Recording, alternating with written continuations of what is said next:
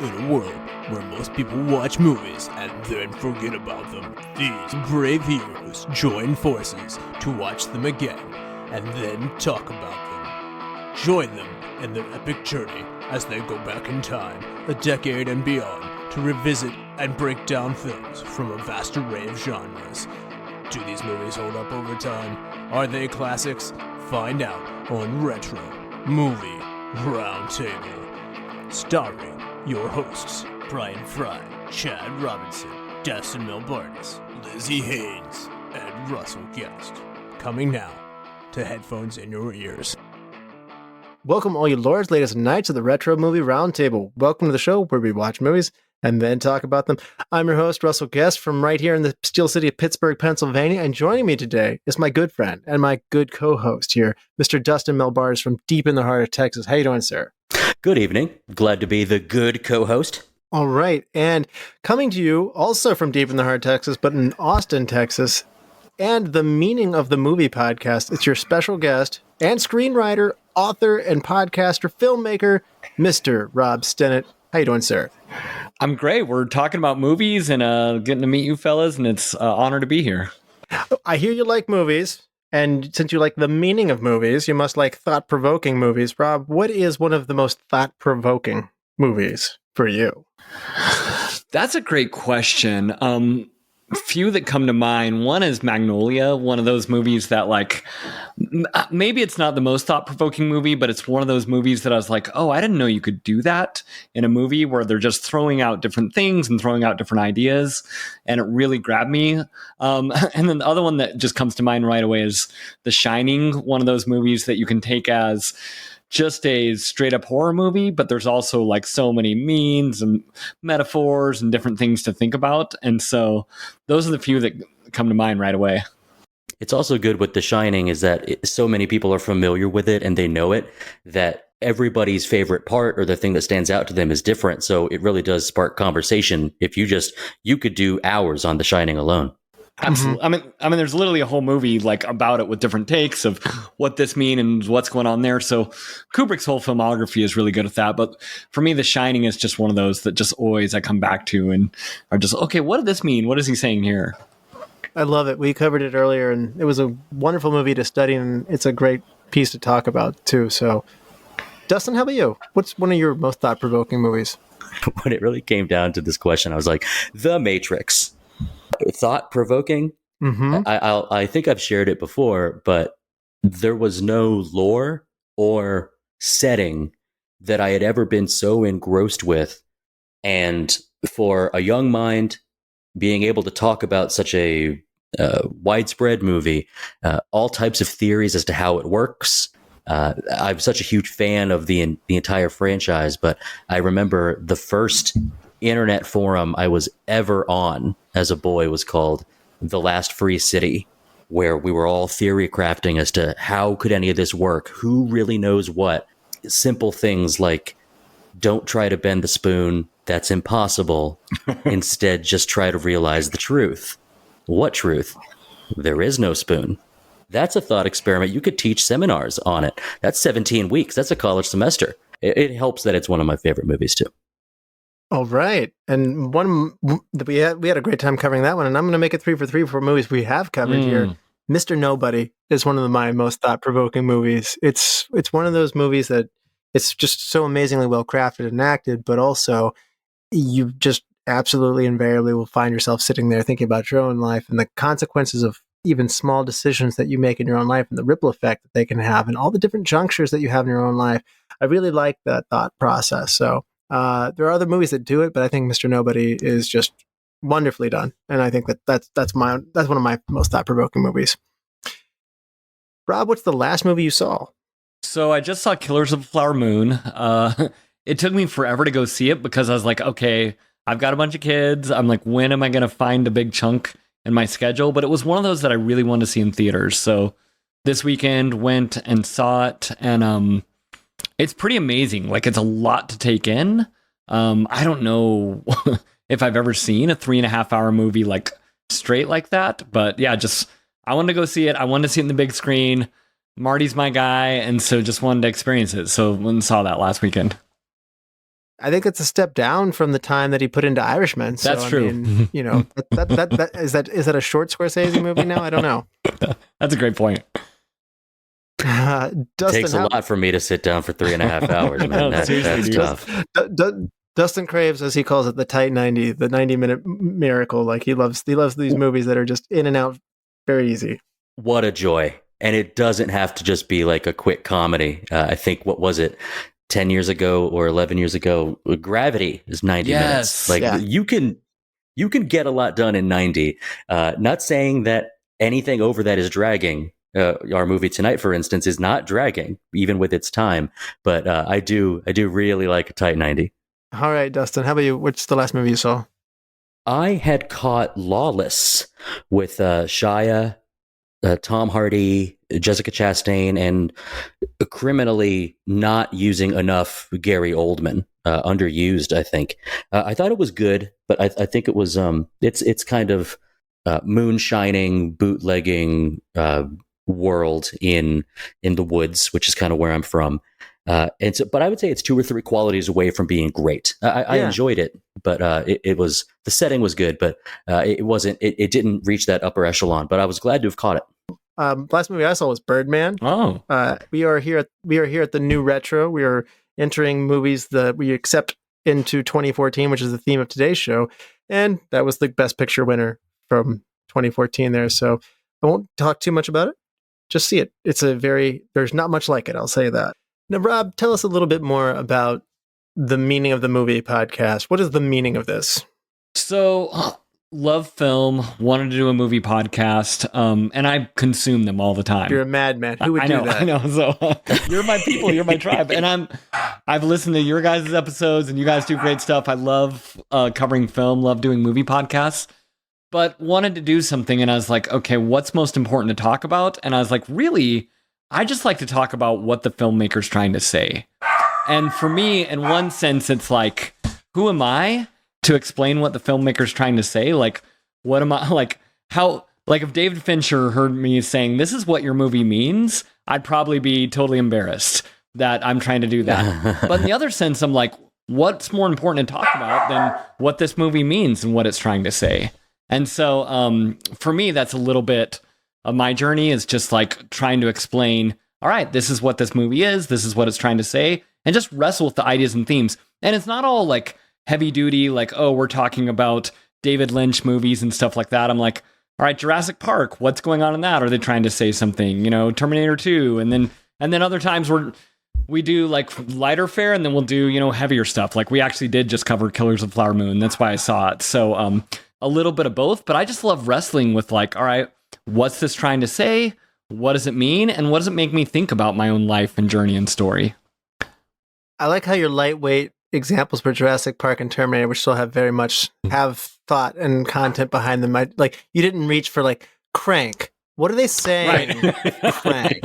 You know, what is the meaning that they're going for here? So, boy, we tried, didn't we? But I think sometimes people just think it's like, oh, it's the dark indie movies or the prestige dramas that are really trying to say something. And it's like, no, I think a good film has a soul to it. You know, Jurassic Park is very much about consumerism and very much about like, okay, flippant science. And it's also a thriller and it's also fun, but there's heart and soul behind the story. And so I love to just wrestle with that. And maybe the other reason I started it was because I found myself just consuming movies over and over again and then just not thinking about them. And so I was like, I just want a place where I watch a movie and then think about it, and I'm forced to like have conversations about it. So that's why I love doing my podcast, and that's why I love being on this, because to me, what's more fun than to watch and wrestle with the ideas and craft of what a movie is? One of the coolest things about doing this show is building a great network of friends who just are really enthusiastic about movies, but I genuinely enjoy listening to your show, thanks, Rob. man. So definitely check out what Rob's doing out there. It is there's always room in your phone for more movie podcasts, I say. Absolutely. So, Yeah, I already listened to the Scream episode. Oh, nice. That was a fun episode. We got a lot of downloads from that one. A lot of Scream fans out there, I guess. So, Dustin, what movie are we going to cover today? Gone Girl from the new Retro 2014. That's right. Newly inducted as what we call Retro here.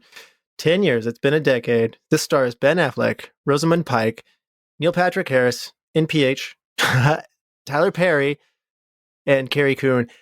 Neil Patrick Harris and Tyler Perry stepping out of their comfort zones in this one for sure. So release year 2014, budget for pretty hefty, $61 million. It grosses $167 million domestically. Good return there. Placed 18th in the box office behind How to Train Your Dragon 2 and ahead of Divergent. The number one movie that year, American Sniper. This film became David Fincher's highest grossest domestic box office film, beating out A Curious Case of Benjamin Button.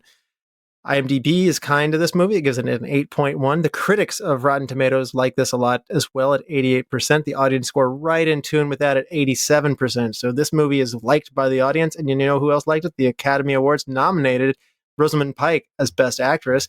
The Golden Globes nominated it 4 times for Best Director, Best Actress, again to Rosamund Pike, Best Screenplay, Best Score.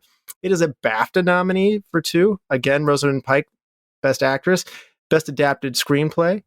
A Critics' Choice Award winner for Best Adapted Screenplay, Saturn Award winner for Best Thriller and Best Actress, Satellite Award nominees for 7 of them, Best Film, Director, Actress, Screenplay, Cinematography, Score and Sound, and the Hollywood Film Awards winners for 3 of them. It is an MTV Movie Awards nominee for 4 times, and a Screen Actors Guild nominee for number 1 for Best Actress, and the Writers Guild of America Awards nominee for Best Adapted Screenplay. That is a lot of nominations, maybe not as many wins to go with it, but certainly a lot of attention going to this one, a lot of buzz, and I know you had a lot of people tell you got to see this movie. Rob, had you seen this movie before? I had. I saw this movie in the theaters, and I'd even read the novel beforehand, and so I love the novel. It was so compelling, and so I was really curious, what he was going to do with it, and so saw it in the theaters, and now it's one of those in my rotation that I'm just a big Fincher fan. That's part of the reason that I love to talk about this movie, and so I probably watched it every 2-3 years. It's just you can't watch it too much. It's a little, it's a lot, but it is kind of compelling and a good hang. Once you get into it, it does. I mean, like you said, it's a longer movie, but it does move, and so it's a movie that I've returned to a couple of times. Interesting. Does it maintain its, obviously, I'm not going to spoil this, but it is a movie that has a couple of jaw-dropping moments and twists in it. So without telling what those things are, do you feel like it's holding up for you upon rewatch? I do. I think there's nothing like seeing some of the twists for the first time. But at the same time, it was almost it's interesting we're talking about a 2014 movie being retro, but it did feel to me like they don't make them like this anymore. I can't remember the last thriller that I saw in theaters that I personally feel is as compelling as this one is.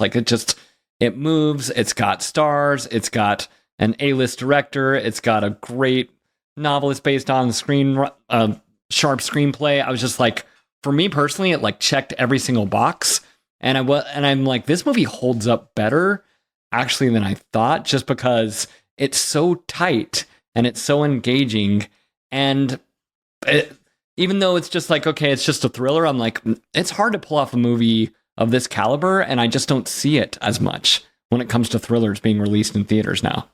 Dustin, is this a tight 160 for you? It's definitely not tight in terms of its length, but just to kind of follow up, it really is something kind of special. I could see myself returning to this movie again, even at its length. And that'll be the last time I mention that, because it's a running joke on the show. But even still, this movie came to me. This was my very first time watching it. I missed it when it came out. I had heard that it was heavy with its time period of late 2000s, early 2010s, released in 2014. It does keep you in a very specific range. Sometimes the easiest way to think about if something holds up is their technology, and so there is cell phone, but it's not smartphone yet, right? And so that helps you. There might be some things way in the future, right? Let's just say 40 years from now, and if we look back 40 years ago, 1983, there's still a lot of things that hold up from then. This movie is going to hold up for decades, but there might be some things way in the future where they say, wait a second. A crime happens and it's all over the television. that might be who knows what the world will be like, but it will be a nice microcosm of this was what the biggest TV was. Right. The joke about like the highest ratings you could get is a high-speed car chase, right? Maybe it's not the same anymore. And so when you have a high-profile situation like the content of this movie, that is something that I think it's almost a weird little time capsule, but I can see this holding up for a long time. I've got to give the ad campaign some credit. They didn't just spoil this movie. If you actually go look up the previews for this, if you go back, they so often, movies now just spoon feed you a massive amount of information that I do not need. And this ad campaign was one of the better handled ones, in my opinion. I remember being intrigued. I didn't know exactly what it was, but it stuck with me and I wanted to see it. And I did not get to it until more recently. It was just on HBO. And I was like, you know what? I do need to see that. And so I saw it. And so it was more fresh for me, probably 2 years ago that I first saw it. And I also had some big, I had some just jaw-dropping moments, some real big twists in here that really got to me, as a great thriller should do. But it's bigger than that. It's just so well crafted. I returned to it, and it does lose a little bit from not having those big jaw-dropping moments.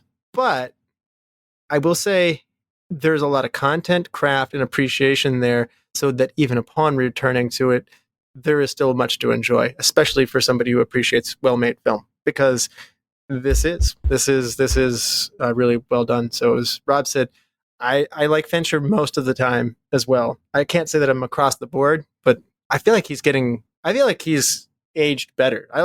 He's one of these people like didn't just like drop down an amazing piece of work early on, then never lived up to it. I think he's the opposite. I think he's just getting better and better. So. Yeah, I think this is like his golden period. Like for me, it was like Zodiac is a film that I adore. Social Network, I think, is incredible, and Gone Girl, like that's like a holy trilogy to me of like, I think that's his best work. Like I think he's still doing good stuff, but I think those three films in particular are just, top of his game, like every single form. And so this one coming out of those, and they're all a little bit different, but him doing that, that's why I love this movie so much. I love Dragon Tattoo. That's right around too. Well, if we go back to your question to lead the show off, it's thought-provoking. A second watch is not you're not aiming to be surprised in the same way. You already know, but to be able to take the knowledge you now have and see how can a second viewing hold up. And I have to imagine that it's up to your brain to do so. And I can't wait to watch this a second time. We have some very interesting characters. And so even when you know the final resolution, what makes them move in the manner that they do? That is very interesting, and it delivers on that. So it's not one of those, it's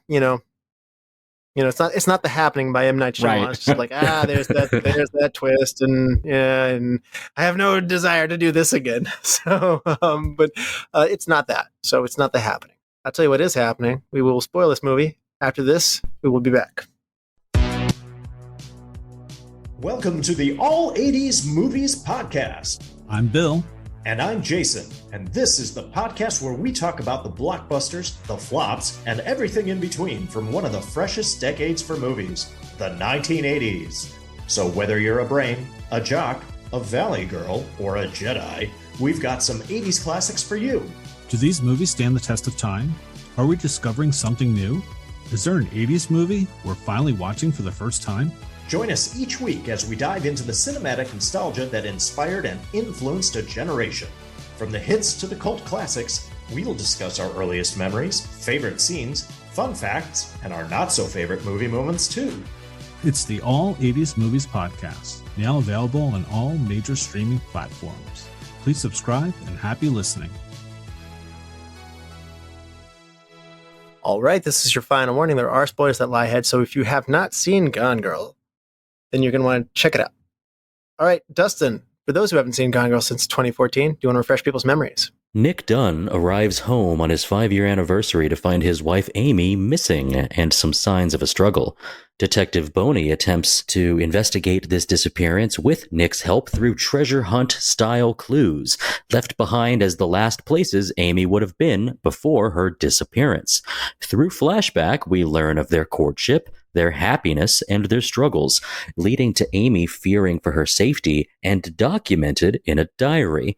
Other info revealed include Nick's infidelity, Amy's displeasure in moving to Flyover, Missouri, and a brilliant, meticulous step-by-step instruction on how to frame your husband for murder, as we see that Amy is not just gone, she is in hiding and planning her husband's downfall, with the assist of a white-hot media narrative.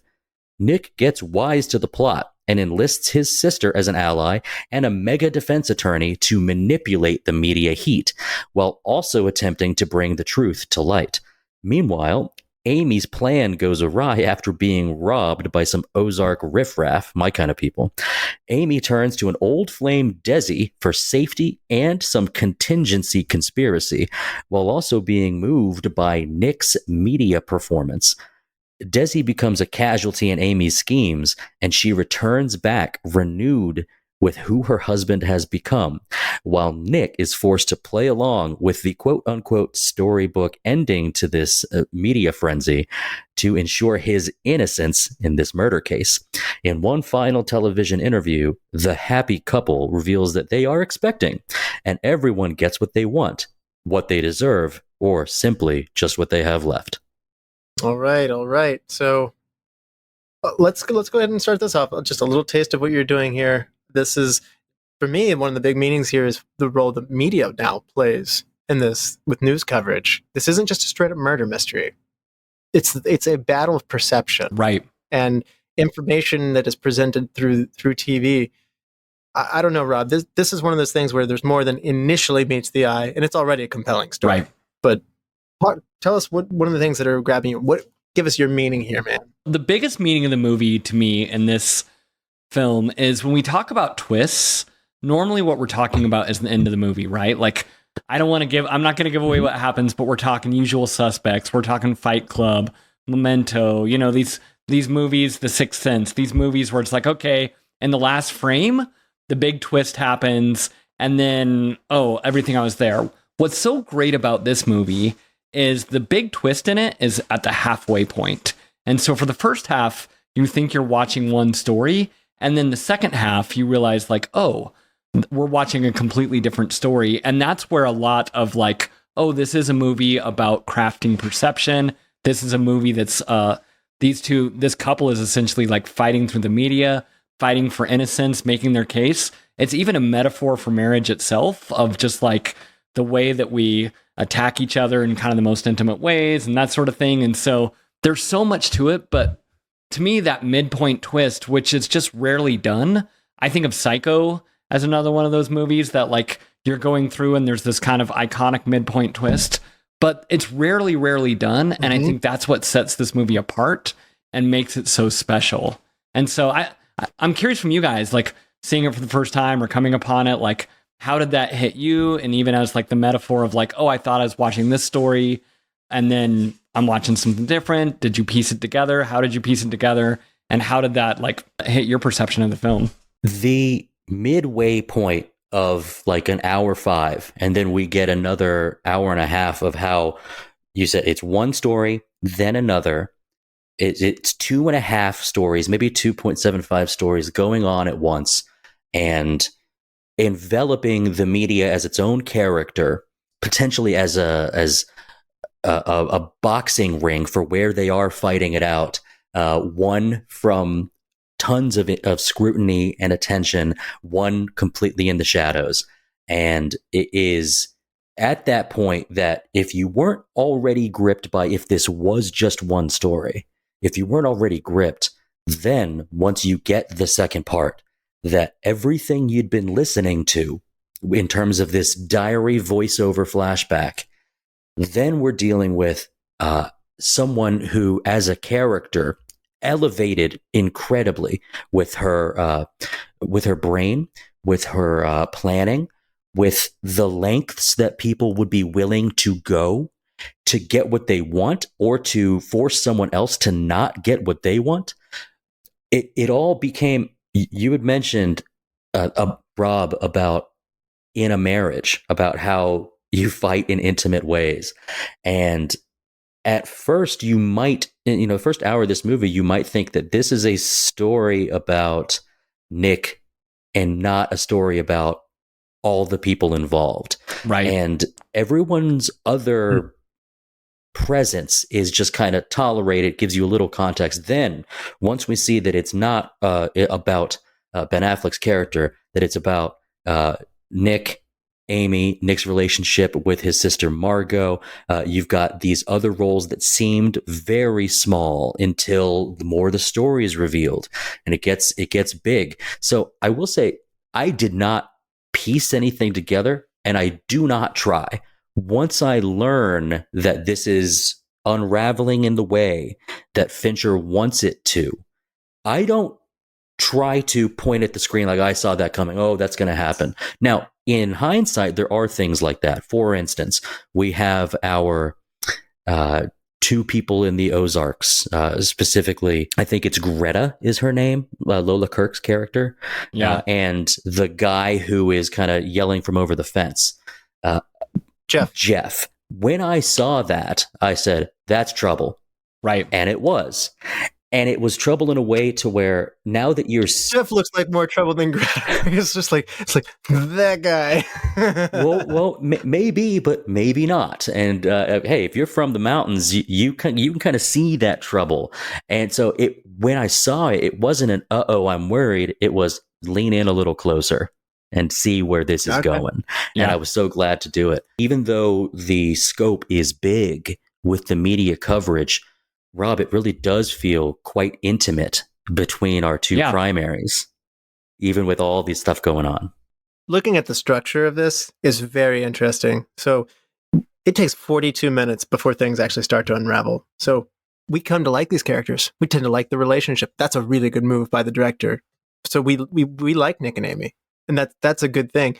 And it's 42 minutes before when they move to Missouri.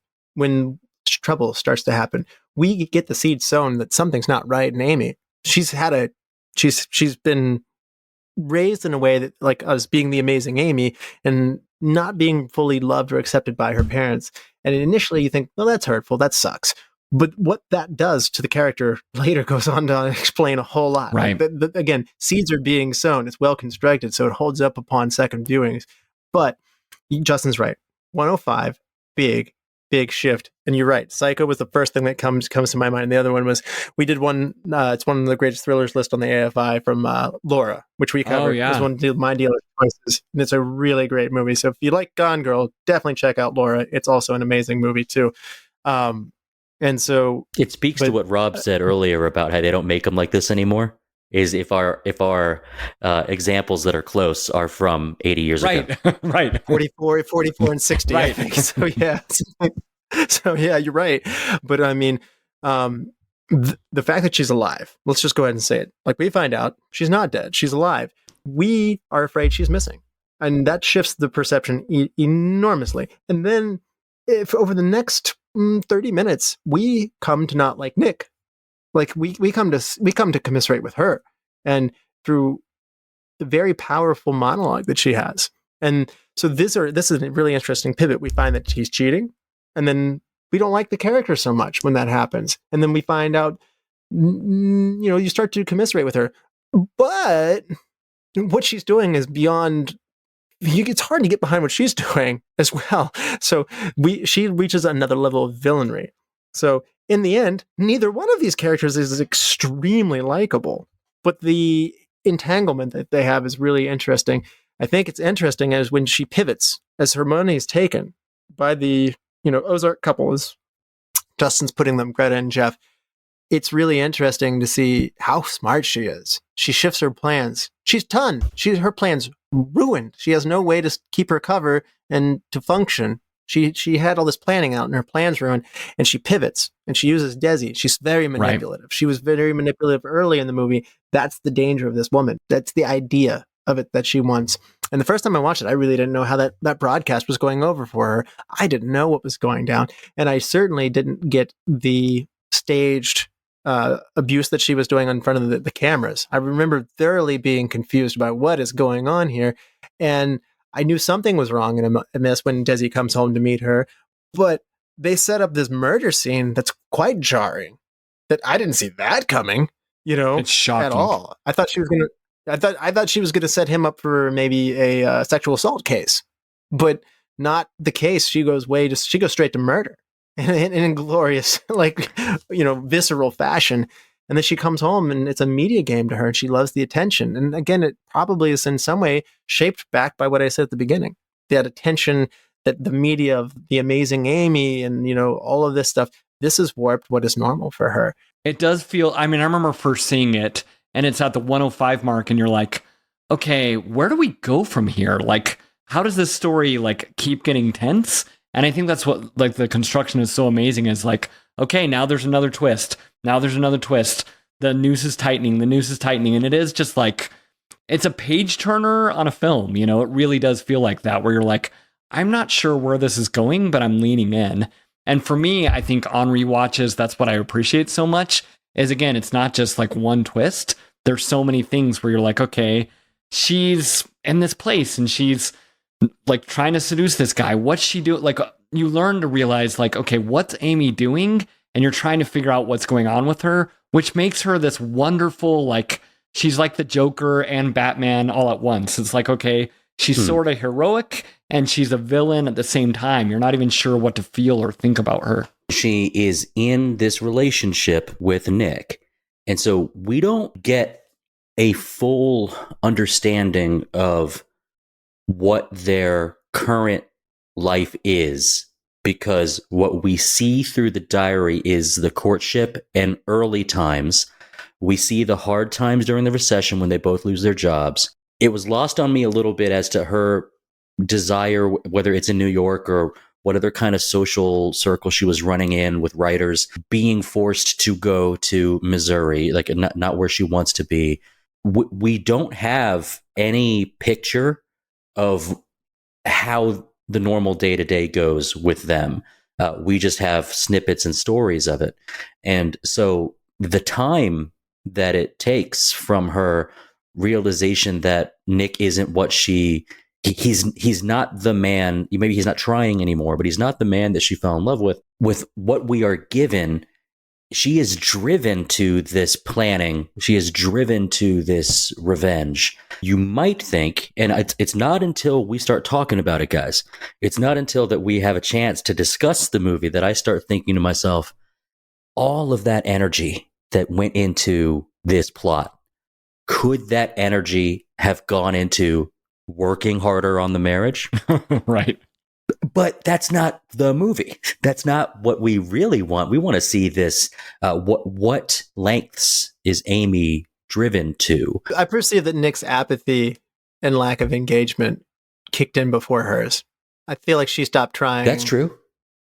After Nick. I feel like Nick lost his way and was just one of these people who sat down and just kind of quit and wallowed in his own sorrow and didn't really check in with his wife when it came time to moving and stuff like that. And so yes, he didn't appreciate her. I mean, like I said, Nick is not this character that you absolutely sympathize with. I agree. I mean, because the story follows him, he's your protagonist and she's Amy's your villain. But on the other hand, that 106 monologue is very powerful. Yeah, it is. I gotta ask, and a nice guy. I didn't plan on having this be a bomb drop or anything, and I'm certain that there might be online discourse about this, and we know this about the classic lesson in English class, the unreliable narrator.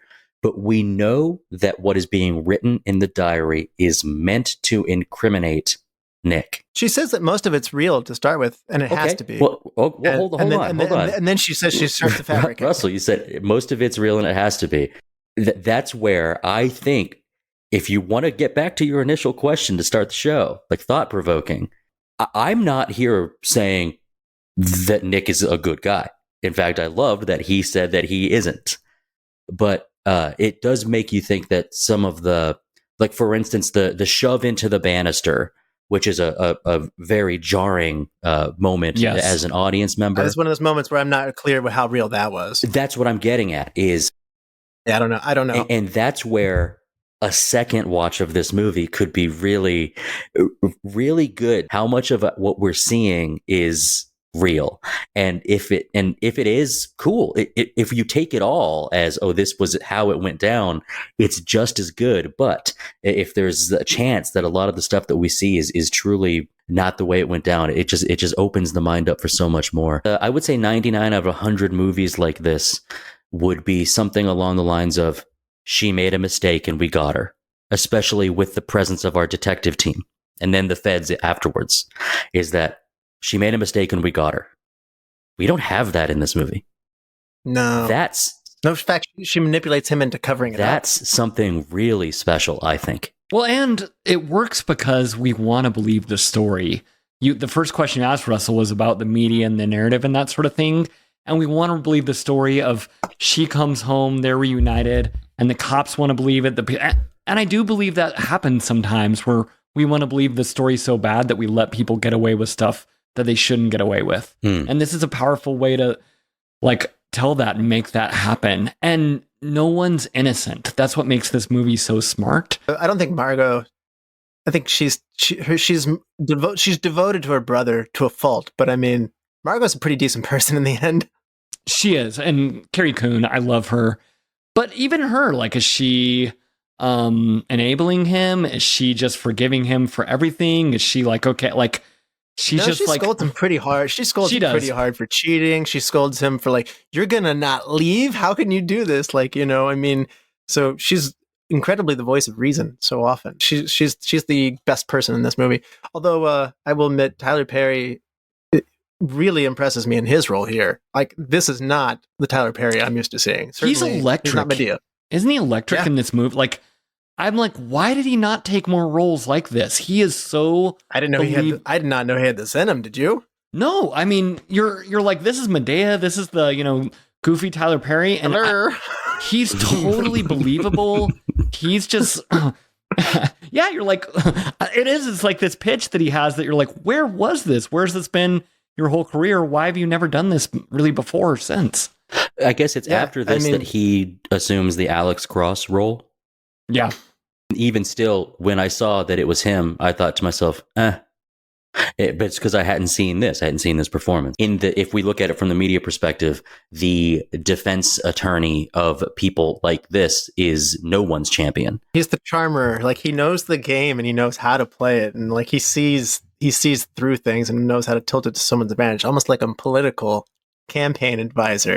Well, that scene where he's throwing gummy bears at Ben Affleck and quizzing him on what to say and what not to say in the interview. It's just scenes like that make this movie so sharp and fresh and engaging. And it's just I bought it. I bought it hook, line, and sinker of okay, that's how this happens, of this guy who's media prepping him, who's throwing it in, the other guy who's feeling cocky. It did feel more like a political candidate than it did a murder trial. I don't know how they paid his bill in the end, but seriously, I think Ben Affleck, he's almost a natural fit for it. In his own life, he's become so scrutinized in the media for who he's dating, which Jennifer he's married to at this point and whatnot. So, I mean, there's an enormous amount of attention thrown on him. And I mean, that frustration and that onslaught of perhaps even the smugness of it, he was a very good fit for this. I know they said John Hammond was seriously considered for Nick Dune. And I have to admit, I might even like that even better. I might have reached for that at first too. Brad Pitt, Seth Rogen, Ryan Reynolds were also considerations. Wow. But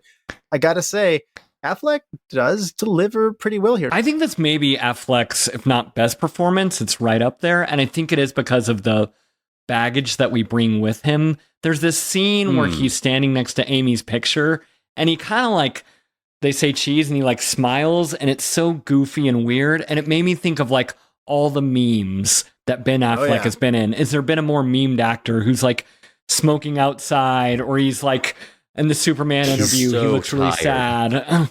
Right. Yeah. There's this guy who's either misunderstood or just made to look like a fool in the media. And so we bring that to the character. And for me, it just plays so well. It really works. It really works. It's good and again, in the first part of the movie where you're is he guilty or not? What is he guilty of? And that first half where you're trying to figure it out, who Ben Affleck is, I don't know if it plays as well with Brad Pitt, even though he's incredible. John Hamm, I think, can do it, though. Fincher normally just goes on the internet and looks for pictures of people to help him find the right type of actor in the role, and he saw pictures of Ben Affleck and noticed a particular smug smile on him that he felt was right for the role, and soon afterwards, Ben Affleck had the role. Enough to where I think in our description of smooth, charming, witty Affleck, younger, who wins Amy's heart, seems like a way away from the Ben Affleck as an audience we think we know. Right. Like, where was that guy? That he doesn't exist. We're used to our Affleck with a cigarette and a giant coffee, looking like life could not be harder. Seriously. And it works so well for this movie. He does frustrated very well in this movie. Like, he's hiding more than he's divulging. And he studied men who were convicted of killing their wives in the media, and Scott Peterson in particular. So I got to say, he put his sources together, and the director with Fincher and him, it's a big click here. And we haven't talked about her yet, but I mean, Rosamund Pike, she got nominated for a ton of awards. Right. Boy, she delivers a heck of a performance here, Rob. Well, yeah, and what's interesting about her is the opposite of Ben Affleck, at least for me. Like, I have all this baggage. I know, I've seen him. He's been in my life for 20 years. Rosamund Pike is a complete mystery. So it's like, okay, who is she? What's going on beneath the surface with her? What's there? And she's beautiful, and she's powerful, and she's mysterious. And so Reese Witherspoon, I believe, was originally going to be cast in that role, and she had bought the book and wanted it to be her. But I think Rosamund Pike is just like, you can see why she's the one Oscar nomination in this movie. Like, she's really, really powerful as this character, and it is the. This is not a Reese Witherspoon role. No, a total mistake. With that, and again, Reese Witherspoon and Ben Affleck, we may not be talking about this movie now, and so I think having Rosamund Pike. That. Yeah, she realized that. Like, she even after she bought the property with the intention of producing and doing it herself, she's like, this isn't me. This isn't my lane. So, I mean, other beat names were considered, like Charlize Theron, Natalie Portman, Emily Blunt, Rooney Mara. Rooney Mara might have done that pretty well. Rooney Mara, also. Yeah. Ken Fincher teamed up with her in Dragon Tattoo as well. So I know that group works pretty well. Jessica Chastain, Abby Cornish were some of their names there. And so, I have to say, though, I mean, as talented as some of these are, I mean, I have to say, like, Rosamund Pike just nails this one out of the park. And when you're doing it so well like that, there's some good names that I'm saying I'll pass on all those other ones. This is the performance of her career, and she channeled Nicole Kidman's performance in To Die For, which is a movie we covered, and I definitely see that here with the attention seeking and the hunger for the media, and then as well Sharon Stone's iconic character from Basic Instinct. So.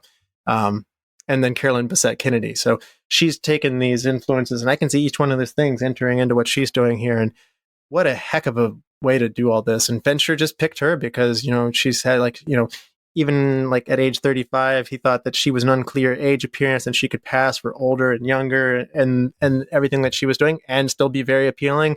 And boy, it's her darkness. It's the mystery that she's able to convey. I mean, what a great line for I want to know what's going on inside your head. Boy, she nails that. Yeah, I think she has this, not persona, but there's a quality of, and it's only after a certain amount of time, and part of this is the good storytelling from Fincher.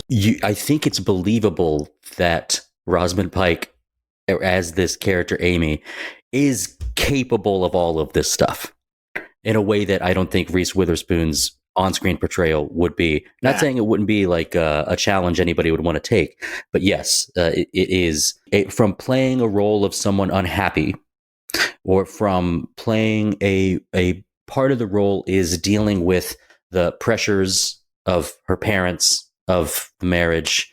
I guess we can say having to weave into her contingencies and how to come out of this in the end. The last 20 minutes of this movie are maybe just as chilling. Getting back to life, we have our little titles on the screen, our little subtitles or little headers, whatever you want to call them, about 1 day gone, 2 days gone, and then it's like 1 day home, 2 days home, 5 weeks home. Thinking of that time passing with her in the house is as unsettling as seeing that knife go across the throat. It is very chilling. After we watch her hit herself with a hammer in the face, I know this character is so scary and damaged. It's hard to see beauty. You're right. Like, I mean, when she's in the Neil Patrick Harris's house of like Desi's house, you're like, yes, that she's physically attractive, but I've already seen what's going on under this hood, and I'm running hard in the other direction. Well, she's a woman who's willing to kill herself just to get back at her husband. Like, that's her plan, and I buy it 100%. I'm like, oh yeah, I believe that about her. She sells it, the script sells it, and I'm like, that is frightening. That's like a Fatal Attraction level stuff here. Yeah, and she knows that she would have to do that. You must procure the body to really make this stick. And there's not, aside from the media, there's no way that she can keep tabs on the investigation without the sensationalized version. So I did find myself, and not taken away from the movie, but only in thinking about this movie and talking with you guys of, I wonder how far into the eating candy bars and relaxing at this campground, she does remove a couple of, throw yourself in the lake sticky notes from her calendar. By the way, a great addition, a prop really meaning something so mundane as a calendar, but you see how she has all those sticky notes on there. And okay, this is when this happens. And she removes a couple of the ones that say, like, kill yourself. And it does make me think, if she, in some type of growth within the movie, would ever have decided not to go through with it, what is happiness for her that is not this getting back in partnership with Nick, which is its own revenge. But I wonder what that would be, because I still feel as if we were presented with Amy's character of living up to some kind of expectations or presenting a certain type of way. I think we do get a little bit of glimpse of, what does she really want? Well, she wants to lay by the pool and eat Kit Kats. Like, that's, I don't know. I think the gears are churning when she's doing that. I think she's always plotting. I think Emily Ratajkowski is in here as well, and Ben Affleck suggested her for the affair, the object of his attention there. Fincher was impressed with her work ethic during the film, and being a real student to try and go to work here. So she had a good run here, and I think Neil Patrick Harris. This is one of the ones that is also unexpected. I don't know that it works as well as with Tyler Perry's Unexpected. I know that he said that he worked hard and everything was drilled into, like, in the intimate scenes and everything that he was done. Fincher really rehearsed everything with him. He comes off as creepy, but I have to admit, I don't want to spoil my hand. I feel like he may not be living up to the rest of the casting. Yeah, it's a weird part, honestly, because he's just like, he's not asking the obvious questions, which is like, okay, wait, why are you here? Well, like, he kind of asks a little bit of like, why didn't you try to go home or whatever else? But he's just kind of duped by her. And he's like, he's at the crime scene trying to search for her and that sort of thing. And so he's, again, one of those guys who's like, okay, Amy's creepy, but he's also creepy. And it's like, he's such a, again, like, he's a comedy actor. And so it's hard not to see past that of like, this is the How I Met Your Mother guy who's from Smurfs and Doogie Howser and that sort of thing. Is this the right part for him? So yeah, it is an interesting casting. Like, it works for me, but I wonder if someone else could be stronger.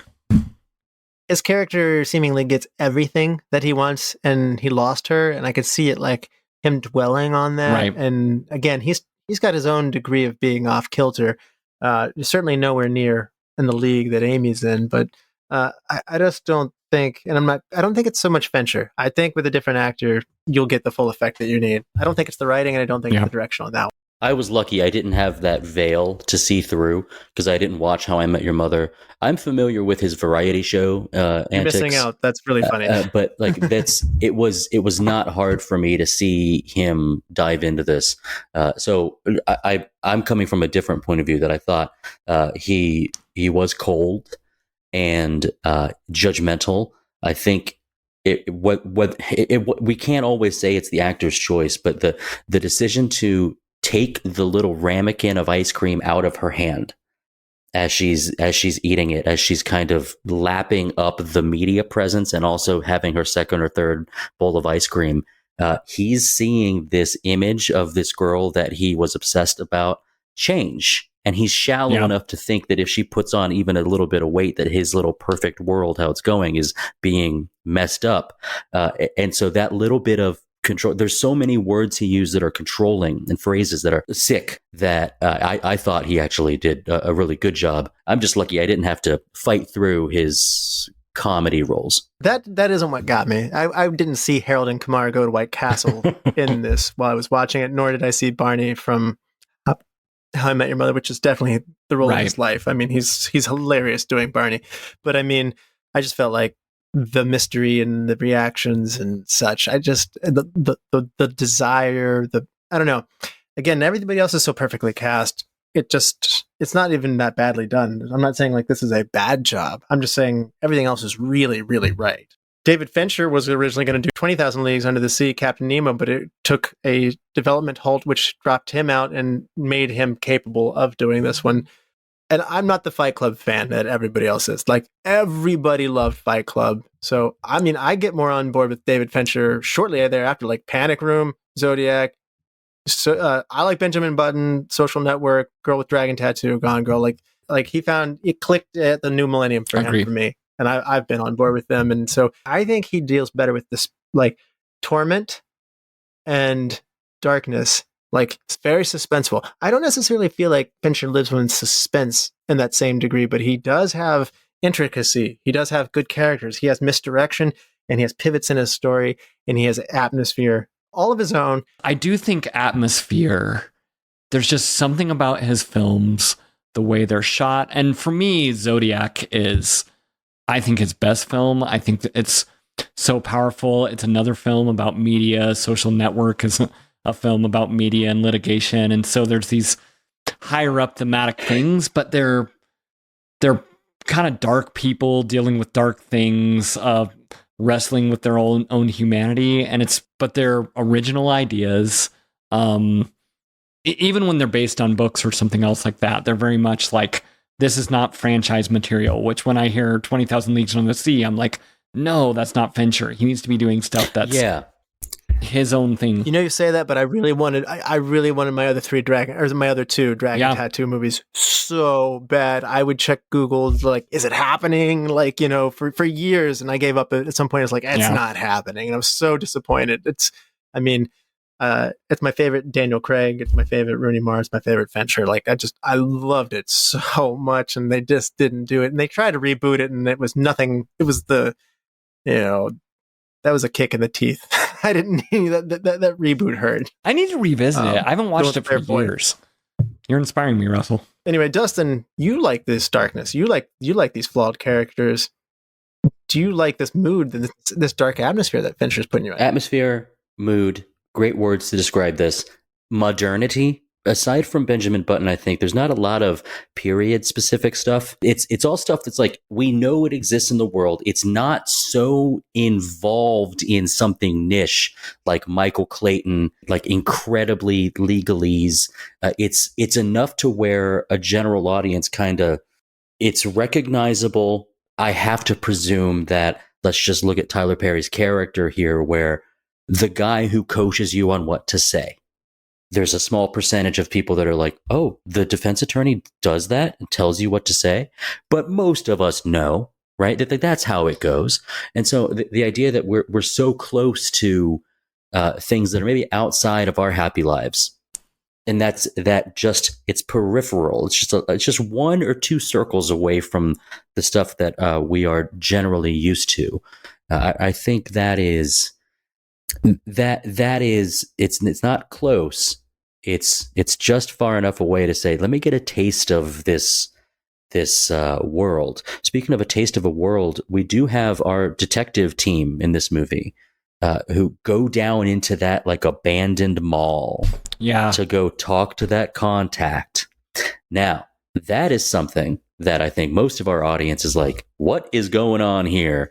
I am tenser. I am more afraid of what that could be. But there's a whole lot of people in my own social circles who know those back alley worlds and know those back rooms worlds and where things are harder. I didn't know North Carthage, but I was surprised to see that. We weren't in St. Louis. In fact, I think we were told we're 2 hours outside of St. Louis. So that did take me by like, whoa, where are we now? Like, I didn't know. this was very different than the rest of North Carthage that was depicted. So it's very different, but it's not particularly exotic. It's not Pandora. It's not Aliens 3. It's not. No, but I mean, it felt like it was in another league of like. I felt like the bad side of town, from what I was seeing by everything else, couldn't be that bad. I know they mentioned there's homeless vagrants and stuff walking through his McMansion suburb, but I don't know. Maybe I don't know. There's that mall. That mall struck me as like, have we gone too far down the atmosphere well with this? Absolutely not. And I would challenge people to try to go too far, to lean too far into the atmosphere. It's something that people laud all the time, is if you can feel as if the city or the setting is an additional part or character of your movie or your TV show. The 2.5 hours you're in this, you're in it, and it's not where you're from. Very few, I guess we would say, live through the media hype of a missing woman and the husband with the murder charge like that. It's such a it's a story we seemingly know, but we really know nothing about. So that's what I'm looking when I'm looking at this list of this Fincher stuff. I'm thinking that's maybe the very loose zip tie how I could kind of bundle some of these things together. And it works so many times. So many of these are hits on the dartboard. This is a very high scoring list. Oh, even when I said I don't love Fight Club as much as everybody else, it's not a miss by any means. The only miss for me is Alien 3, and like I said, that's studio interference. That's other things going wrong at that point. So now I will say this: I want to know, you've read the Gillian Flynn book. I have. Rob, I have not. So obviously, I asked my dad, had you seen this movie? Because this is right up his alley. And he goes, I had, but boy, the book's in a whole nother level of good from this. Do you have a letdown? You said you read the book first, which I got to say might put me in a whole different frame of mind. This whole was fresh for me. What's that like for you, having read the book? It really did grip me. What's interesting with the book is Amy came across, again, it's the own voice in your head, but you don't get Rosamund Pike's, she has such a deep, breathy sort of voice that there's a little bit okay, what's going on there? The book just made it seem like this spunky girl who's like, I met the man of my dreams. We're living reality, we're living our dream romance. And then, he's starting to get a little violent. And you see her slipping down. And so just the voice that I heard in my head, and then again, that midpoint was so shocking. Did you hear Reese Witherspoon in your head? kind of like something a little more innocent and bubbly, who's like, oh, this whole thing is unraveling for me. And a lot of the ideas about what a relationship is, what makes it work, the structure of the book, every chapter is 1 day gone, 2 days gone, 3, those sort of subtitles in the movie are the way that chapters happen in the book. And so it's really good. And I think we've talked a ton about Fincher, but this script is really, really smart, and she adapted it. She's the one who went in, they had other screenwriters, so they're going to have do it. And she's kind of ultimately the one who went, and that doesn't normally happen. And if it does happen, a novelist adapting their own work turns out pretty badly. And so I really admire, I think the script is so sharp. It's funny. It's different than the book structurally, and that's hard to do. And so, but the book is a great, great read. I do wish from a surprise standpoint, I could have had that experience of not knowing what was going to happen, but it still played for me in the movie. So book a movie. Oh gosh. I'm going to say the movie. I'm going to say it's Fincher's that good for you then. Yeah. Because that makes sense. I can because stuff like the shove in the wall, those visual things that you can't do in the book. There's just moments like that that just play so well. And so I love this book, but I think the movie is special. No, I can see you saying that, and especially with your love of Fincher, so that makes total sense. His neighborhood is so upscale, and they live in this suburban bubble that I don't get a good feel for the rest of town. The bar seems to end up being a pretty gentrified, nice part of downtown. Right. They opened it up as a real bar. That you can't go there anymore. Unfortunately, it didn't make it, but they actually opened a real bar for the movie. But the degree of authenticity and the time put into this, I think it's pretty good. I think it's really funny that. Given that they were from New York, Ben Affleck had to wear a Yankees hat at one point, and he would not. And there was an utter refusal to wear a Yankees hat, where Affleck's character is at the airport. Like he puts a hat on very, very briefly. He's a diehard Red Sox fan. For those of you who don't know Affleck, like he's a Boston guy. That hurts. And so he said, David, I love you. I'll do anything for you, but I'm not going to wear a Yankees hat. And it actually stalled production, and they ended up settling for a Mets hat. So I noticed that right away. I noticed. It was almost my hidden gem, but I knew that you would bring it up in your research. Well, I didn't know for sure, but I had a feeling you would. I was like, that Mets hat is going to come up on the show. I'll do a nude for you, but I'm not going to wear a Yankees hat. By full frontal, no problem. Yankees, that's where I draw the line. So I just thought that was a very, very funny thing. There's one scene that really jumps out to me on this watch is he's standing on the stairs and Carrie Coon and the police are outside, and you just see the lights like flashing on him from the police, and you feel this like he's in this dark cave and the police are coming, and it's like justice is caving in on him. Like eventually the police are going to catch him. This is before you know kind of what's happened and everything else. But when I watched that, I was like, "Oh, this think he did kill her." Right. This is a murderer, or if not, you think two things are going to happen. One, this guy killed his wife, or two, he's going to be falsely arrested for the rest of his life. And those are the two only possible fates. I thought there was a hitman possibility. I thought there was a paid murder possibility. Like I didn't do it, but I might have paid somebody who did. This guy's guilty. So, like that was in my head too at one point. So, gosh, I love all the misdirection. You know, we're this far into the podcast and we're still talking about things that I thought were going to happen and things that did happen. That's so good. I can see why it got praised for all of its screenwriting. Things that it also got praised for. It's a Grammy Award nominee for best score and soundtrack on the visual media there. So we have Trent Reznor of Nine Inch Nails, but Trent Reznor with Atticus Ross here. Fincher's musical brief to Trent Reznor and Atticus Ross was based on the visit that he paid to a spa where within the music that he heard that relaxed him, that he perceived as creepy, and made him feel uncomfortable. And he gave the idea to them through a passive but relaxing, but actually needs to instill a sense of dread.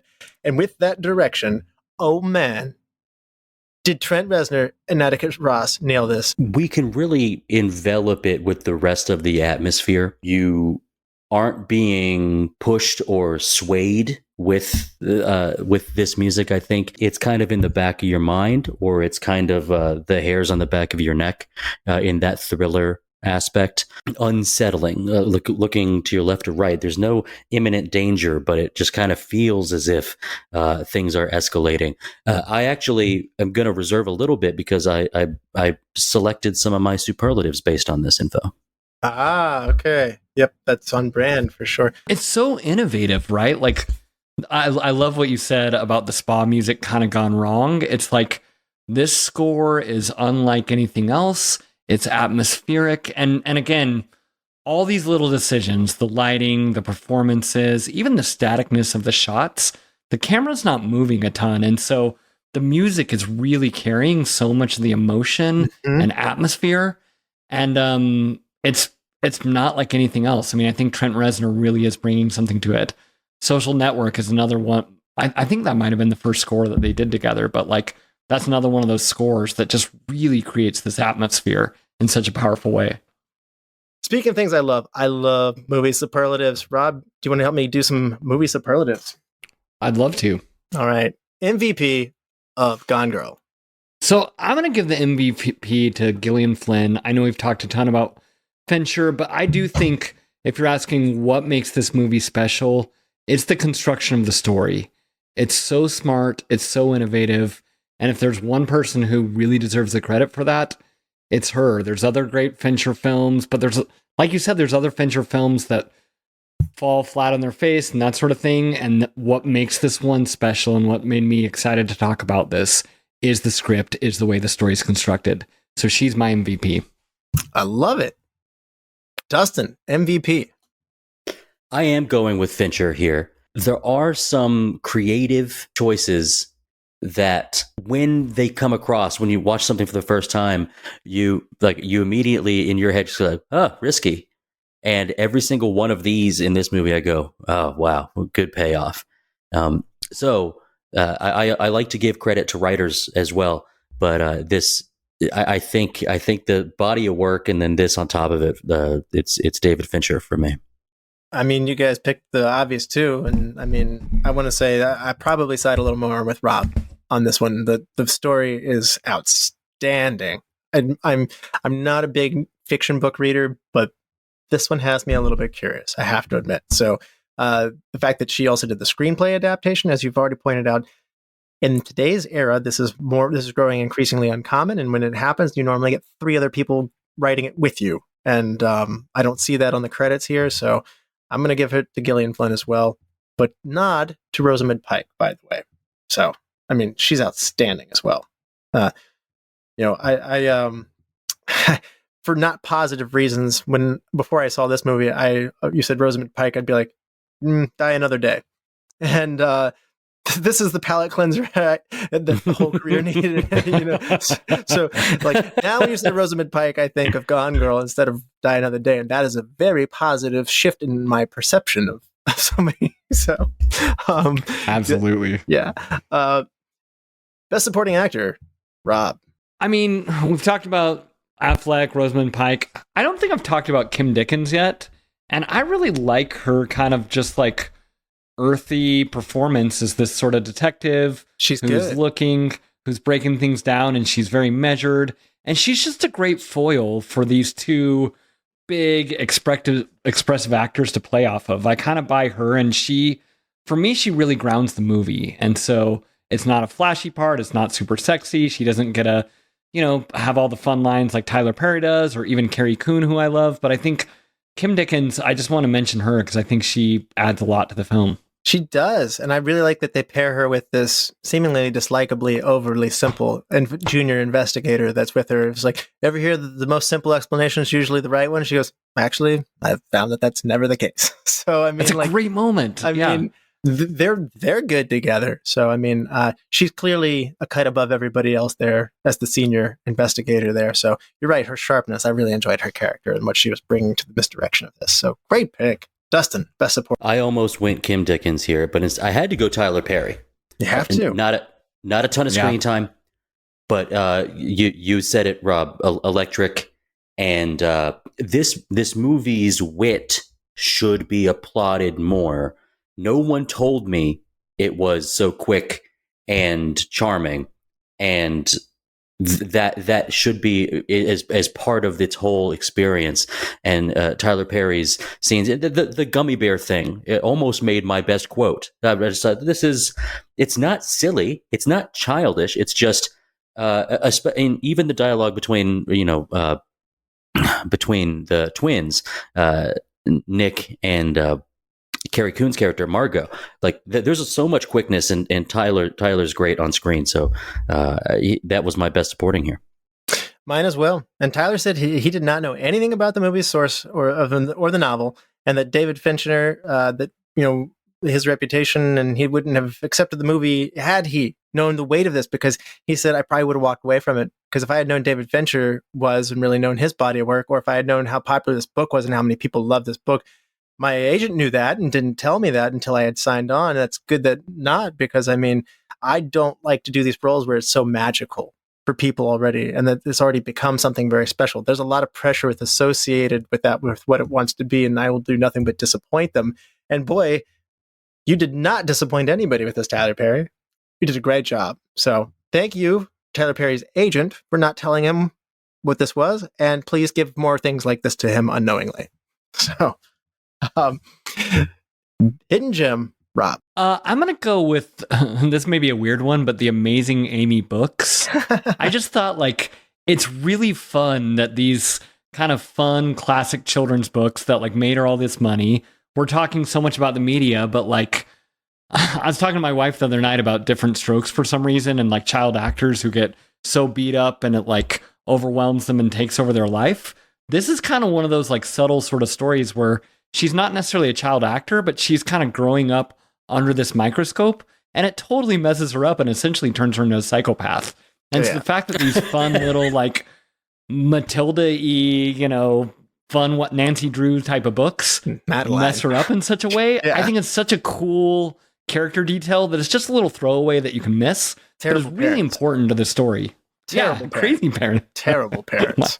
Yeah. They're the real villains in the story. They are terrible. Yeah, so... Facts. Dustin, hidden gem. I had two. It's hard to narrow it down, but both actors, Missi Pyle and Casey Wilson. Missi Pyle is one of the the TV hosts who is just so recognizable. Her features are really quite plastic. If it weren't Margot Robbie and if Missi Pyle had a more gravitas, she would have been the Barbie casting. I guess we can say like the Fox News blonde version is Missi Pyle's character, Ellen Abbott. So I think she always stands out as Nancy Grace. I think is that the character that like you're channeling exactly.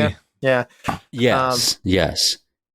So I thought she was great, and then a smaller hidden gem to Casey Wilson. I'm very plugged into the L.A. improv comedy scene with podcasts, shows, and that the way they all kind of know each other. And Casey Wilson is very funny and very quick, and former SNL alum too. Mm-hmm. And she's the idiot neighbor, and I loved how her role fit into Amy's plan. So I thought she did a good job.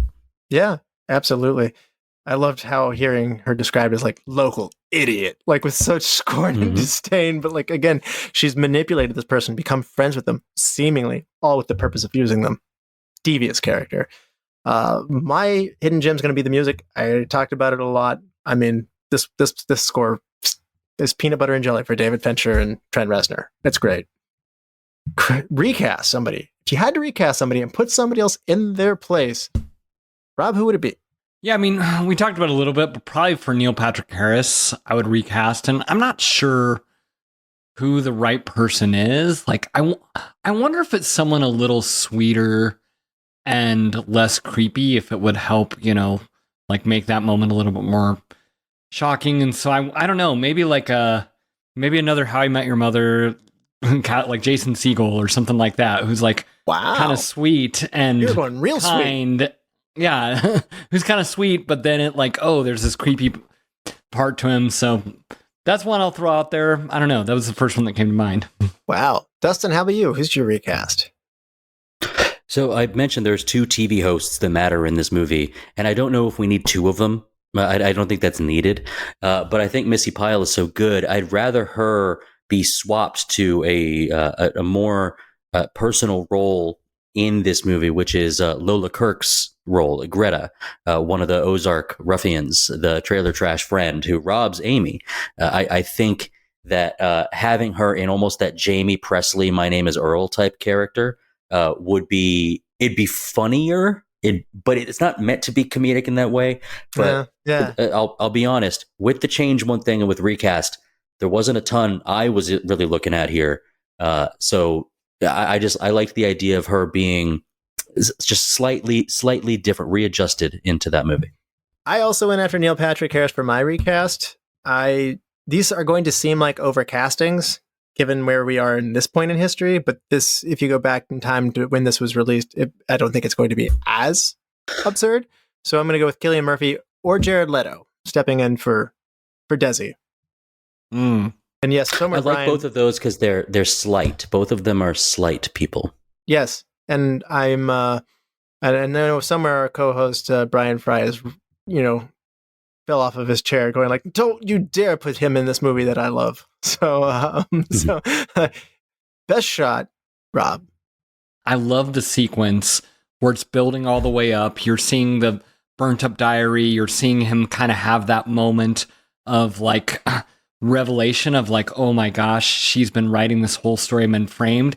And then it dips to black. And then boom, that shot of her just in the car. And it's this simple shot of her in the car, but it just tells such a story of like, oh, this is a mastermind. She's free. And it's just one of those shots that's like burned in my head. I can see exactly how it's looked, exactly how it's framed. And it's just such a simple shot that tells such a powerful story. So I don't know why, but that's the one that really stuck with me. That's the big reveal where she's in the car and like, yep. Yeah. I very nearly picked that. And I'm so glad you brought that one up. So what about you, Dustin? Nick and Amy are sadly having sex against a mirror in their home, with Amy's diary voiceover going, Nick uses me for sex when he wants, otherwise I don't exist. You're seeing her face with just no emotion through the mirror, and you're seeing the portrayal of, through flashback, of a version of Nick who is just using her body, and it's extremely real. And as we mentioned before, that this movie does feel very intimate on a large scale, and so that kind of thing I know exists for a large population of what is the sex after marriage problem, and this is one of the ways it's shown, and it's very sad but also really artistic. And this one actually isn't static. You're right, Rob. A lot of the shots are, but this one just gonna swings maybe 30 degrees or so just to get that mirror, and it's really good. And another one of those moments that you're not sure, is it real? Is it truthful? Is it an exaggeration of something that's real, or is it totally fabricated? Mm-hmm. Even upon future viewings, we don't really know. But I mean, it still wraps you in. So my best shot's going to be the headshot of Amy when she's heard we see the back of her head, and then she turns her head up as they're saying what will be one of the more iconic quotes here later in the show. But what's going on inside your head? So that's and she turns up, and there's a sense of dread, and not dread, I should say. There's a sense of danger and fear that comes across you as the viewer, having sat through what you sat through when you see her face like that. I think when you Google Gone Girl, that face shot of Rosamund Pike is probably one of the first things that you'll get. So absolutely. Best scene. Rob, are you going back to your best shot scene? Yeah, that probably is my best scene, is that just that reveal, the way it builds, the way it happens there like that. I think that scene is so powerful. And then, the end where he, like, that sort of confrontation with both of them, those are the two scenes that just stick with me. And I don't mean to steal some of the best scenes, but those are the scenes that I think about over and over again and just wrestle with, and are the anchors of the movie for me. Dustin's clapping with his mic muted. Looks like he just made you happy there, Dustin. Are you in line with him? No, I was doing the way that he says in that last scene, like, and we're partners in crime, and he's holding her hand, and he kind of claps her hand in a knowing, loving way. Like that's what I was doing. Got it. Yes. Dustin, best scene. Dustin. I was torn, and I wanted to do the toward the end, the shower scene where they're talking to one another. He's saying, I'm going to leave. She's saying, you wouldn't be that dumb to leave. That scene's music is the resolution of a symphony. It's when the tones that had been discordant have come together. And it's so good. But I think it gets trumped by the Tyler Perry and his sister Margot prepping him for the show. Because it's giving you a little inside look as to how that goes. And the wit is quick there. And you get the deceit a bit. You get the performance. A lot about this movie is about performance. It's how you win someone over when you're courting them. Are you presenting who you really are? And what happens once you've snagged your catch? What happens when you get married? Are you still performing the same way? And Ben Affleck's character says something along the lines of, his sister goes, "Oh, you hate that watch." He goes, "I love this watch. And I love this tie, just like I love my wife." And it's so very much like, look how easily they can put on a face. And I love it. It was so well done. And my best scene is right in line with Rob's. The reveal scene at that 106 mark that we spent so much time talking about. It's a mind blower. And it's so good that it's in the middle of the movie. And many of Rob's points throughout this podcast nailed it. So I'm not going to belabor it. It's 100% in line. That's my best scene. And what a great scene it is. Best wardrobe or makeup moment, Rob. Fincher can have some violence, have those sort of moments. There's not a lot in this movie, but the one that he has just like burns in your head. And that is the scene where she seduces Desi and just, slits his throat. And the way she does it, it's so violent, and you're just immersed in it. And you're seeing like, okay, this is like the Black Widow fully, like, I feel like the whole movie has kind of been leading up to that moment, and just the nature of the makeup and the white bed sheets and everything else. It's just like, yeah, all right, here we are. And so I think it's gratuitous in some ways, and in other ways it's like perfectly done, of like, it's been 2 hours plus to lead up to that one makeup moment. And so for me, it does really play. They said that scene which took a very long time to shoot. The amount of preparations, the lighting involved with that, but then once you slash somebody's face like that, you spill so much blood all over everything. The actors have to take a very long time to get cleaned up, to get all the red off of them, to get everything absolutely, because like you said, they're dumping an enormous amount of red blood everywhere, and it's one of those things that you don't think about. So when you want a lot of blood, it's going to take some time if you want to reshoot that more than once. So yeah. But I'll Fincher likes a lot of takes, so yes, he does. Know how many takes of that they got. Yes, he does. How about you, Dustin? Nick goes to grab her hand as they're walking down the stairs with a lot of people present, and she's wearing very classic, like, black sweater with a white collared shirt underneath it. It might not be an actual full shirt. It might be a mock or a dickie or something, but that look is very much this is for TV. They need to see this, like, conservative style of dress. It's all very fabricated, and it really fit. Why is she dressed like a Mennonite was another one of those good lines too. Like when the girl he's having an affair with comes out on and portrays herself as being extremely conservative and victimized by it. So I mean, that was a good wardrobe line. But I do have to fall in line with Rob. I mean, the white that she's wearing. Again, it's hard to view this as like titillating, because this is a very dangerous person who we already know that she has framed somebody as a sexual predator who is like an accused of rape.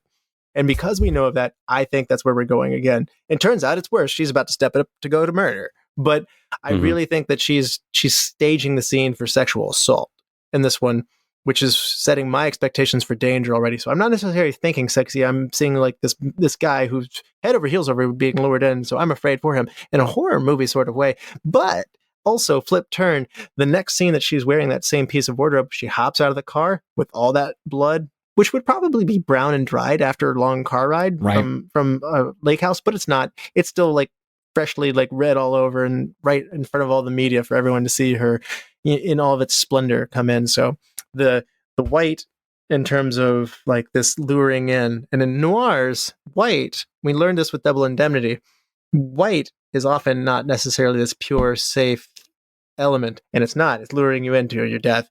And obviously being juxtaposed with this very strong red that's to me, that's the wardrobe piece for sure. So that's interesting. Change one thing, Rob.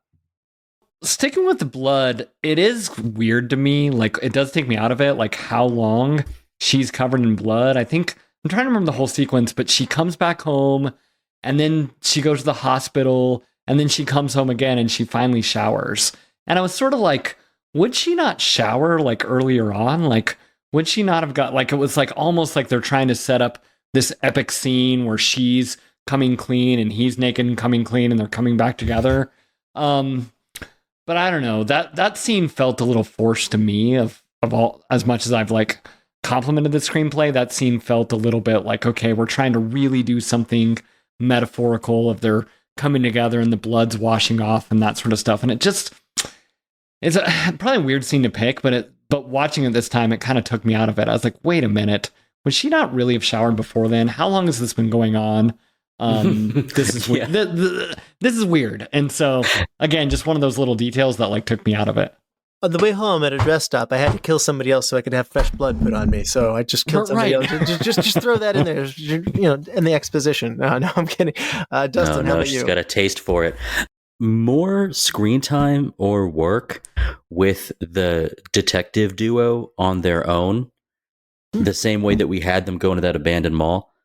I thought that when you have something with crime and you have the detectives on the case, I think back to Collateral with Ruffalo's character kind of following behind. Michael Mann was actually somebody I was thinking about it when we were doing our director comparisons, but I like them And I think that would be fun, but would actually change. I'm now getting into like even making this movie longer, and that's very much not on brand for me. And so I'm actually going to roll this over into my final rating of this movie. So I'll get back into that in a sec. I think it's worth mentioning too. I watched this movie in pieces because I watch almost everything in pieces because that's how my life is right now. I rarely get 2 hours and 45 minutes as just between work and like being a dad and stuff like that. That's just how it goes. So the first time I turned this off probably at like 40 minutes right before they moved to Missouri.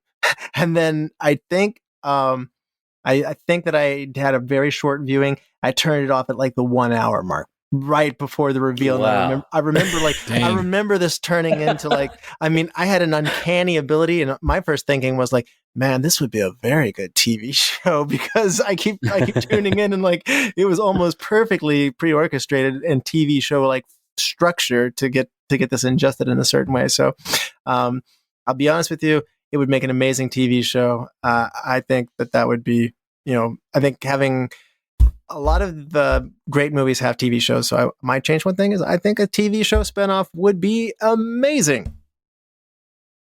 I'd watch that. Yeah. All right. Best quote, Rob. So if I'm doing like meaning of the movie, I think this is like a movie about marriage in a really dark, twisted way. And there's some great quotes. The one that really jumped out to me is she says, "The only time you liked yourself was when we were trying to like someone like me. I'm not a quitter. I killed for you. Who else can say that? You think you'd be happy with a nice Midwestern girl? No way, baby. I'm it." And then Nick says, "You're delusional. You're insane. Why would you want this? Yes, I loved you. All we did is resent each other, try to control each other. We caused each other pain." And Amy looks at him and says, "That's marriage." That whole thing is like just incredible screenwriting and an incredible kind of dark theme exploration of like what marriage is.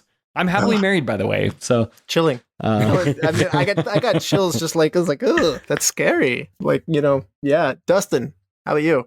It's Margot and Bolt are arguing about like prepping for the show, and she says, "What, you want him to be a trained monkey?" And he responds, "A trained monkey who doesn't get lethal injection." That's the job. The job is, yes, he's going to say exactly what I tell him to say, and we're going to save his ass. Yeah. I really like the opening lines when they say, "When I think of my wife, I always think of the back of her head. I like to picture, picture her lovely skull unspooling her brain, trying to get answers. Primal questions of a marriage. What are you thinking? How are you feeling? What have we done to each other? And what will we do?" And the last lines are, "What are you thinking? How are you feeling? What have we done to each other? And what will we do?" Whoa. That's how you start and finish a movie. I mean, it was chilling and unclear. Yeah. Oh yeah, I know that pairing is amazing. And it's a longer one, but I just have to say, like, nobody picked it. I really thought we did this, but I mean, it is an insightful commentary on media. I really thought Nick loved a cool girl. I was pretending to be a cool girl. Men always use that, don't they, as their defining compliment? She's a cool girl. Cool girl is hot. Cool girl is game. Cool girl is fun. Cool girl never gets angry at her man. She only smiles in a chagrined, loving manner and then presents her mouth for oral. And like that, he's so evidently... she likes what he likes. If he's a vinyl hipster who loves fetish magna, if he likes Girls Gone Wild, then maybe she's a babe who talks football and endures Buffalo Wild Wings at Hooters. And when I met Neptune, I knew he wanted cool girl. And for him, I admit I was willing to try. I stripped myself raw down below. I drank canned beer watching Adam Sandler movies. I ate cold pizza and I remained a size 2. And I blew him semi-regularly. I lived in the moment and I was absolutely game. Wow.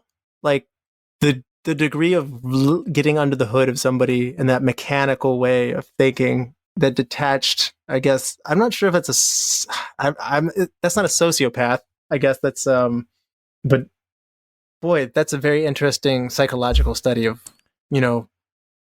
having that much insight to like step back, to control the scene and to basically model one's actions with an intended consequence like that. It's I mean, Russell, I think it's incredibly common. It's just that when you put words to it like that is when it starts to seem in the way you're, sociopathic. But I think that is courtship. It is when you have 30 seconds to sell yourself. That's exactly the world. I mean, it's an insightful comment about like the expectations are put on women too, though. Yes. I mean, so like the Hollywood industry does that. So. This is the quote that's iconic from the movie that's probably lasted and put on blogs and put in tweets and that sort of stuff. The cool girl monologue. You can Google it. You can read all about it. Like, it is probably the kind of like Tyler Durden Fight Club. It's like that sort of lasting legacy of this movie is that whole monologue. Yeah, it's outstanding. I edited that slightly, so I stumbled over a few things here and there. I heard you edit that in real time. All right. So we've come full circle. Rob, can you tell us one more time where we can hear more from you on the Meaning of the Movie podcast? Yeah, wherever you get your podcasts, we're on, Spotify, Apple, anywhere else. And if you've listened this long, then you love talking about movies, thinking about movies. And so come look at our feed, look for a movie that you've seen before, click on it, and just listen to an episode and see if you like it. We love meeting new listeners, and that's part of the reason that I love getting to do podcasts like this, is to hear other perspectives on movies. And so we really do some of this stuff and do some different stuff as well, of really wrestling of what the soul of a film is. And so find a movie you love and listen to an episode and see what you think. All right. I'm looking forward to the meaning of Crank. Just I'm putting it on the list. No, you don't have to. You really don't. I'm going to have you on an episode and we're going to talk about Crank. I was on the Crank episode already. I've done my time. All right. Full circle here on a 5-star rating. Half stars being the worst, 5 stars being the best. Half-star intervals. Rob, what would you rate Gone Girl? I'm going to give Gone Girl 4.5 stars. I think probably when I first saw it, it was 4 stars for me. I thought, oh, that was really good. And it's grown on me over the years because, like I said before, like they don't make it like this anymore. And so it's so tight, so smart, so fun, engaging. For me, it's 4.5 stars. Great. Dustin, how about you? How many stars? I really like this. I really liked this movie. I settled on 4.5 stars as well, but it's the closest to 5 I think I've ever given. I think the only thing that is stopping me from the full 5 is the way that you described it, Russell. Is like you watched it 40 minutes, then another 20 minutes.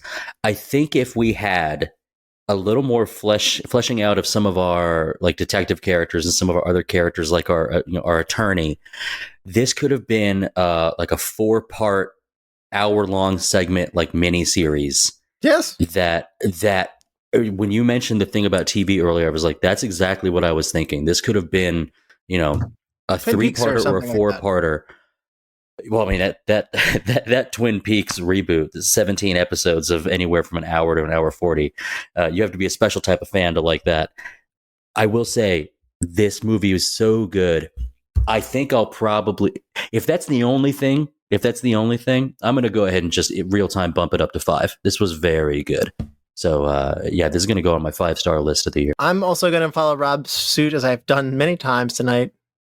I like the way you think, Rob. I'm going 4.5 stars. This is a fantastic movie. It is a jaw dropper. It is one of those ones that will just make you pause with your mouth ghastly open, like what?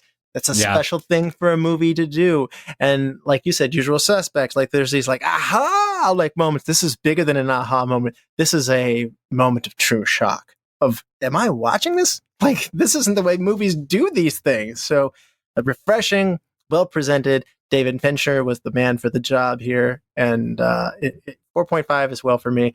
It's I'm not sure what keeps me from going up higher. It's perhaps the rewatchability, perhaps, and maybe to some degree, it is very bleak. So maybe that unfulfilling, like I don't get done with this and go like, I feel good. So I was trying to put it into words too, and when I couldn't put it into words, it's why I gave it the full 5. But I guess there is something about it, which is where it's like of our two warring parties, of our two principals, they don't both win. One doesn't win, one doesn't lose. They both kind of lose. And that's where you might be left a little empty at the end of this. But when you mention rewatchability, I think this movie is prime for rewatching now that knowing what you know now. It could be such a different viewing experience. It's not one where it's like, all right, gather the family around and get the popcorn. Instead, it's ooh, I feel like thinking today. It is a thinker, so. I'm just glad you guys liked the movie. I wasn't sure what you were going to think or where you stood on it. Sometimes my co-host on my podcast, I'm just really jazzed. I'm like, I adore this movie. And then he comes on and is just like, it wasn't that good. And I was like, what are you talking about? This is great. So I was ready to go to war with you guys if you didn't like this movie, because I want to defend this movie. I think it's so good, so fun, so interesting. Defending it from it did well. It's a good movie. People like it. So, yeah. I mean, you gave us a short list, by the way. So I mean, we got to choose from it. By the way, your short list was excellent. If everybody gave us a short list that good, I would be a happier person all the time. I mean, I really wanted to do Boyhood very badly, and I know Dustin was excited about Gone Girl. I was like, I do love Gone Girl a lot too, so I can't go wrong here. How long is Boyhood? It's long, it's long, right? It's probably 3 hours. It probably is, Dustin. But, Rob, this is 2:45. You were lucky that you gave us a 2 hour and 30-minute movie that I. 2:45. Because if you would have gone, this is 2:45. If you would have gone 3, then we would have been warring, I think. Boyhood is like nothing else. I really hope we do it at some point on the show, to be honest with you, because I think it's just Linklater is amazing. I think I'm sick that day. Well, it's a Texas movie. He's from Austin. Yeah, he's our guy from Austin. You know, town. Yeah, you're right. All right, maybe. All right, fine. When we get Rob back on, we'll do Boyhood. I would definitely take you up on that. I don't know. I know who's not. Don't put Chad on that show. So that's not a Chad episode. All right. All right. Anyway, Dustin, do you want to help me pick a movie for next time? I got 3 steamy, spicy movies for us. We're going to go with option number 1, Chinatown from 1974. A private detective hired to expose an adulterer in 1930s Los Angeles finds himself caught up in a web of deceit, corruption, and murder. Option number 2, Who Framed Roger Rabbit from 1988. A tune-hating detective is a cartoon rabbit's only hope to prove his innocence when he is accused of murder. And option number 3, Body Heat from 1981. A beautiful Florida woman seduces a seedy lawyer with the hidden agenda of having him kill her rich husband. What's it going to be, Russ? Let's go with one of the most beautiful on-screen presences ever, Miss Jessica Rabbit, with Who Framed Roger Rabbit. Hey, she's not bad. She's just drawn that way. That's right. Rob, thank you so much, man. Thank you. Thanks, fellas. That was a lot of fun. Thank you, all the lords, ladies, and knights of the Retro Movie Roundtable. We invite you to reach out to us. We want to hear from you, so subscribe, rate, and review to us on Apple Podcasts, Spotify, Google Podcasts, Pandora, Stitcher, wherever you get your podcasts. Subscribe to our YouTube channel and give us a like on Facebook. Follow us on Instagram, at Twitter, at @movie_retro, and email us at retromovieroundtable@yahoo.com. Producing and providing this podcast is fun but not free, so we invite you to support the show at our Patreon page at www.patreon.com/Retro Movie Roundtable. All contributions are much appreciated and will go towards making the show better for you, the listeners. As always, thank you for listening. Be good to each other and watch more movies. Dustin? I may be old-fashioned, but I thought murder was against the law.